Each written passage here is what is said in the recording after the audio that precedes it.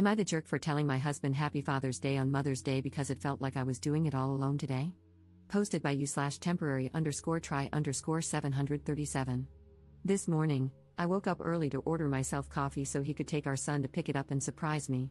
Then they went to the grocery store and thoughtfully picked out my favorite breakfast and came home. My husband made half of the breakfast and then asked me to make the other half. No problem, he acknowledged that he was asking me to do the work while still taking credit for the benefit of our kids' experience and memories. It was no problem until he went upstairs to go to the bathroom, and after 45 minutes, I walked upstairs to check on him and found him asleep in our bed. He slept the entire afternoon. Later that day, I was doing the absolute mountain of dishes, my third load for the day, that's another story, and he asked me to make a grocery list. I asked if he could please make the list because I was in the middle of doing the dishes, and further tried to coax him by using Mother's Day in a playful way. I really didn't want to drop what I was doing to look in the fridge, he was already standing right in front of it, to tell him what we needed for dinner. He knows what the ingredients are, he could easily look himself, but he insisted I help him. I was super frustrated, so I took a deep breath, washed and dried my hands, and then opened the fridge and started telling him what we needed. He could sense my frustration and called me on it. I explained that I was really hoping he could make the list himself just this once because I was in the middle of doing the dishes. I explained that when I make a grocery list, I just look at what we have and write down what we don't, and I didn't understand why he needed my help. He started talking over me, saying that if I had a problem making a grocery list with him, I should have just told him. I told him that I did communicate that with him, but he doubled down and told me that I need to learn some patience. I smiled and said, "Happy Father's Day," because it was the nicest thing I could think to say. That completely set him off.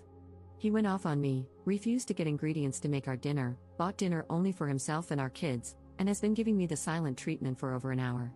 He says I went too far. Am I the jerk here? Edit. Wow, I did not realize I was going to wake up to so much to read.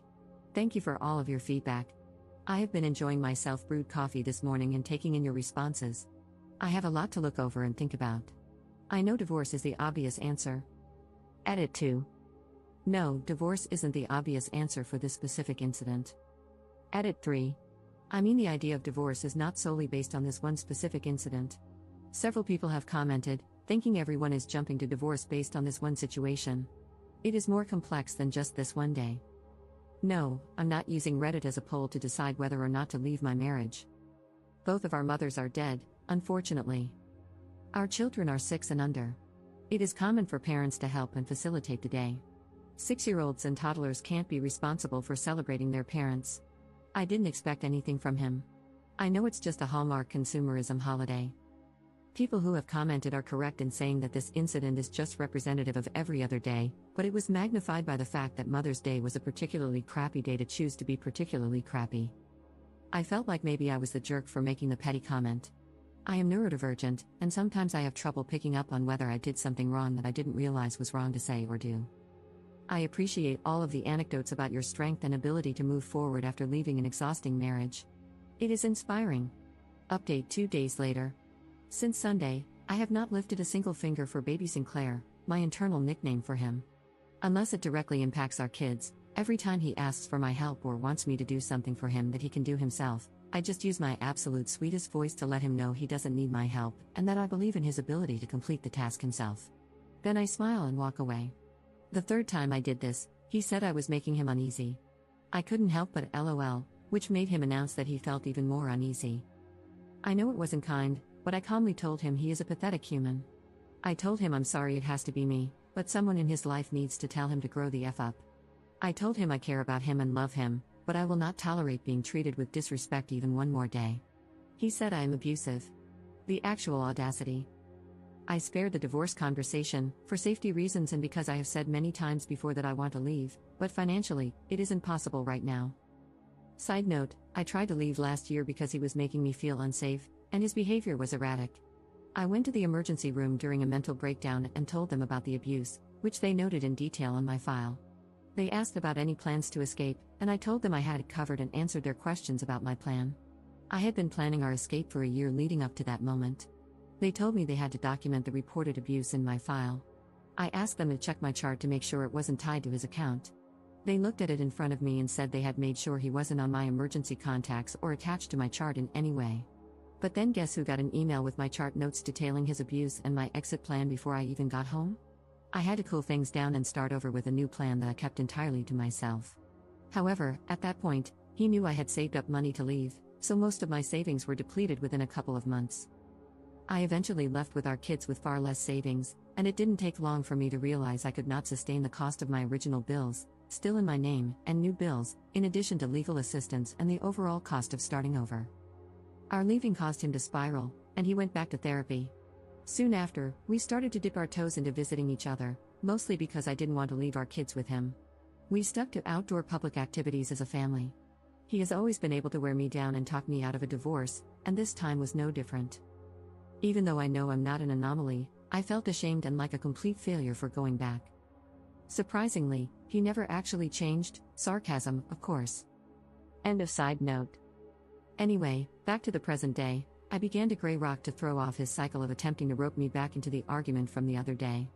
I have calmly listened to him gush over his love for our family, how much he loves and appreciates me, and how he thinks I am an amazing mom. He says he loves me, but all I hear in my head is his voice screaming effing beach at me. It all sounds so obviously disingenuous. I told him his words mean literally nothing while his behavior remains the same.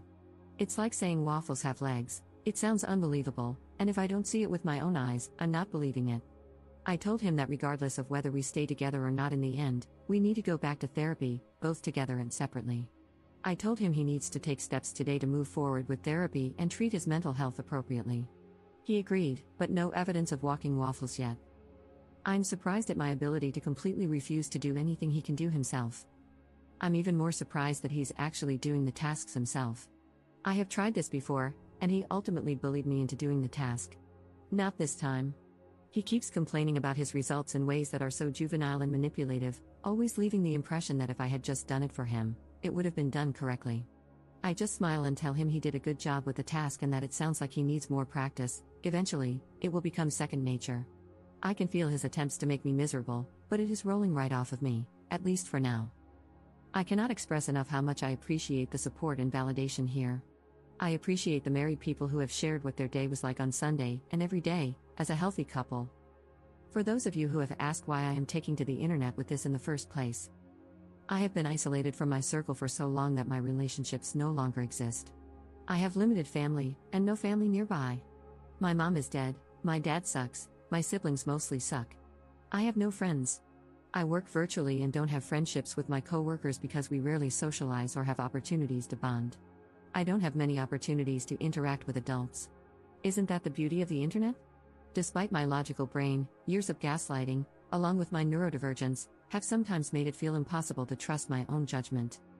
If you are offended by me posting this and have taken the time to voice your disgust for me in my post, I just want to let you know I have processed your complaints and directed them to the correct department.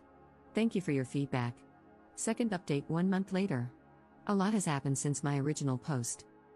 First, since Mother's Day, he has not shown any attempts at progress, no surprise.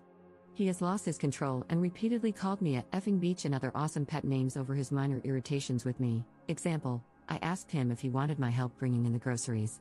Apparently, he wanted to do it himself to let me relax, and my offering ruined his plan, so he essentially threw an adult version of a tantrum. I explained that it doesn't feel like a genuine gesture, especially because now I'm being yelled at for offering to help. LOL, okay, pal. At one point, I became petty, whoops, and told him to use I statements because that's his go-to therapy speak that he uses on me as a dog whistle during arguments and therapy appointments. He lost his crap, which then made me laugh because I literally do not understand if this is really his perception of reality. I can't take him seriously. I find myself laughing more now than ever, and it's not to mock him, I just can't control my disbelief and don't know how else to cope at this point.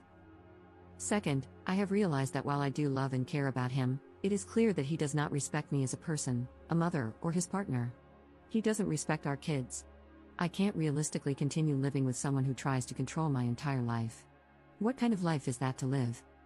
I took advice from many comments left on my original post and reached out to friends and family I had been isolated from. The reception was better than I anticipated. I didn't expect the hurt I felt when I found out every single one of them said they wondered if I was in an abusive marriage, but not one of them ever asked me directly when I completely withdrew. I don't blame them, but it was hard to ignore the pain I felt from that. This was also a reason I never reached out to anyone when things got really bad. It seemed like they had their own lives to worry about and clearly weren't concerned about my absence. A couple of the people I reached out to were lifelong friends whom I had to formally end friendships with when I started dating my husband because of his jealousy, and I never got to mourn those friendships. It felt like a piece of me that had been broken began to heal. Anyway, it was a positive step because some of my family members were relieved I opened up to them, and now I don't feel so isolated and alone. So thank you to everyone who encouraged me to do that. I am not sure what my next steps are, but I am feeling more confident in my path forward. I do know that from here on out, I'm doing whatever the F I want, don't worry, as safely as I can. Thank you. Commenter. I'm glad for you. I'd like to point out something. Some of these friends who didn't reach out when you withdrew may not have known how to do it or may have been afraid you would reject them. I'm sure they are genuinely glad that you are reaching out again. Give them a chance to be your friends. Commenter's response. Sorry, but I'm so sick of people like Op pretending that they would have taken it well, even decently if their friends had actually asked that. Op's response. I'm not pretending I would have taken it well. I even said I don't blame them. I understand that from their perspective, it would have been extremely tricky. I understand that I am the one who drifted away from them. I understand. I can see a situation logically and feel pain at the same time. Edit. I think the pain I felt really had nothing to do with my friends and family and everything to do with the fact that I felt like I was crazy for so long. I thought everyone believed he was a great person. My pain was partly disappointment in myself for not seeing what everyone else saw. Third update 8 months later. 246 days ago, I posted asking AITAH for telling my husband Happy Father's Day today because it felt like I was doing it all alone today. I knew I was in an abusive marriage, but I was stuck. I remained stuck until it escalated beyond return. I wanted to provide an update to show how things can escalate. The very next month after my original post, he pushed me down the stairs backward. The following month, he started threatening his life if I didn't stay with him. The month after that, he began looking into buying a gun. The month after that, he became physically violent toward me in front of our kids and emotionally abusive toward them. The police were called multiple nights in a row. My kids and I have been staying at someone else's house since mid-November. We left with a weekend's worth of clothes each, toothbrushes, and some of their favorite toys that I could quickly grab. We are starting completely over, and it feels very weird. Following my previous post, he drained the savings I had accumulated to escape with my kids. I am in the process of finding a new job. As weird and scary as this process has been, I have never felt safer. My kids have never been happier.